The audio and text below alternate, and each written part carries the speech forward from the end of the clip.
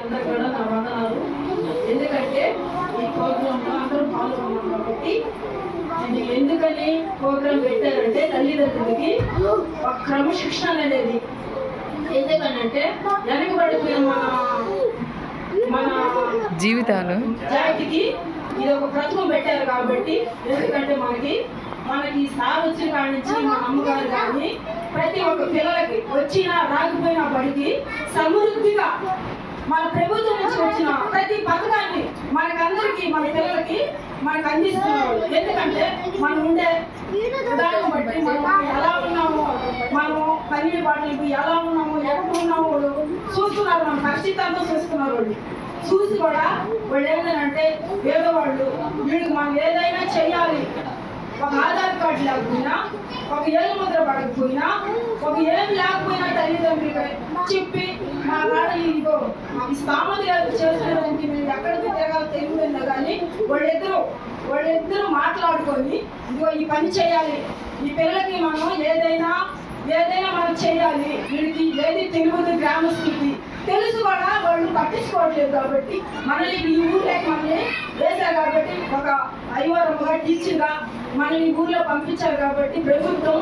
కానీ వీళ్ళకందరికీ ఈ ప్రజలకి మనం న్యాయం చేయాలి, వీళ్ళకి అభివృద్ధి కావాలి, ఇవాళ సాయి చదువులు చదవాలి, మనం చెప్పే విధానం బట్టి ప్రజలు మారాలి, తల్లిదండ్రులు కూడా క్రమశిక్షణలో ఉండాలి.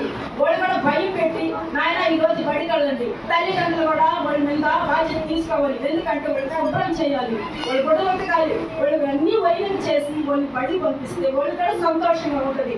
ఎందుకంటే మనం చేసే విధానం కూడా పని చేయాలని కూడా వాళ్ళు కూడా సంతోషం ఉంటుంది. ఎందుకనంటే మనకి ఏదైనా మనకి చేయాలని వాళ్ళకి ఆలోచన, వాళ్ళకి తపన.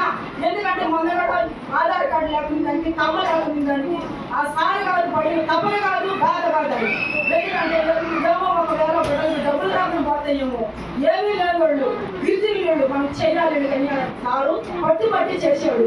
కానీ మనం దాన్ని బట్టి మనమందరం కూడా అది మన ఊరికి వాళ్ళు వచ్చారు కాబట్టి వాళ్ళు మనం గౌరవించాలి. వాళ్ళు ఏం చెప్తున్నారో మనం చూడాలి, వినాలి, అది బట్టి మనం కూడా నడుచుకోవాలి. ఇదిగో మన ఊరికి వచ్చిన కాబట్టి వాళ్ళు కూడా మనం సహకరించాలి. వాళ్ళు కూడా మనం చెప్తున్నారా వినాలి, మనం పట్టట్టుగా బాగుండు. ఈ బాధ మీద కూర్చొని అయ్యల్లా బాగుండమ్మా ఇది అది మనం చెప్పుకోకూడదు. అది ఎందుకంటే మన గ్రామం ఎందుకంటే మనం మనకి మించిపోయి ఉన్నాయి కాబట్టి పెద్దవాళ్ళు కాబట్టి వాళ్ళు ఎదాలని మన బాధ మీద కూర్చోకూడదు. ఎందుకంటే కింద కూర్చో మాట్లాడుకో, అంతేగాని వాళ్ళు చూస్తాం మన బాధ మీద కూర్చొని వాళ్ళు చదువు చెప్పడానికి వచ్చి దాన్ని లెక్క మనం ఉండకూడదు. వాళ్ళు మనం గౌరవించాలి. వాళ్ళు ఎదాలని కూర్చోడానికి చెప్పి మనం ఎందుకు మన దేనికి వాళ్ళు ఎందుకు వచ్చారు, మన ఊరికి దేనికి వచ్చారు, మన పిల్లలందరికీ ఈ రోజు ఈ స్థితిలో ఉన్నారంటే అది వాడి కృప, దేవుడు మనకి పంపించిన దేవుడు పెట్టిన మనకి వాడు మన దేవుడికి మన దేవుడి ద్వారా వాళ్ళని మనకి పంపించారు మన ఊరికి ఉపాధ్యాయులుగా. ప్రతి ఒక్క బిడ్డలు ఈ రోజు ఈ ఓటర్లు ఉన్నారంటే ప్రతి ఒక్క బిడ్డకి అసలు చదువు లేదు, అసలు రాజ్యం లేదు.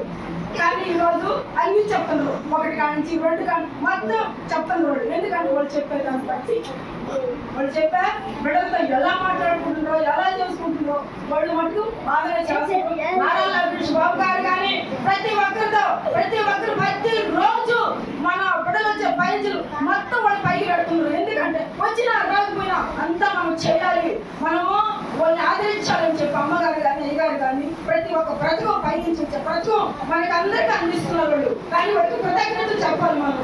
ఎందుకంటే మనకి ఈ రోజు మనం అందరూ నిలుపుతున్నారంటే అంత వాళ్ళ దైవాలే మనం ఉండేది కదా.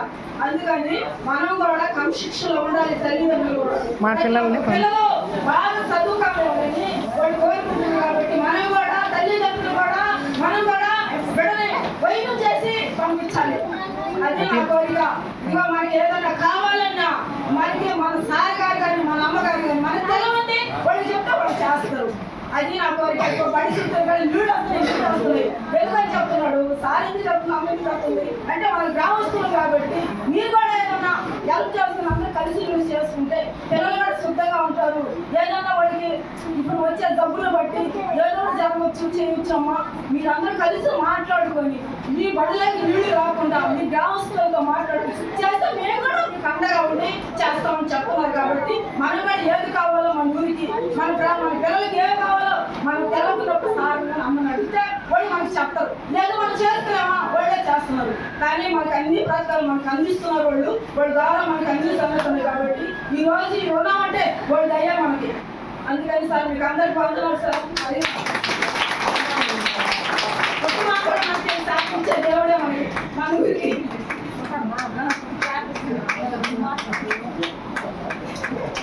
వామ్మో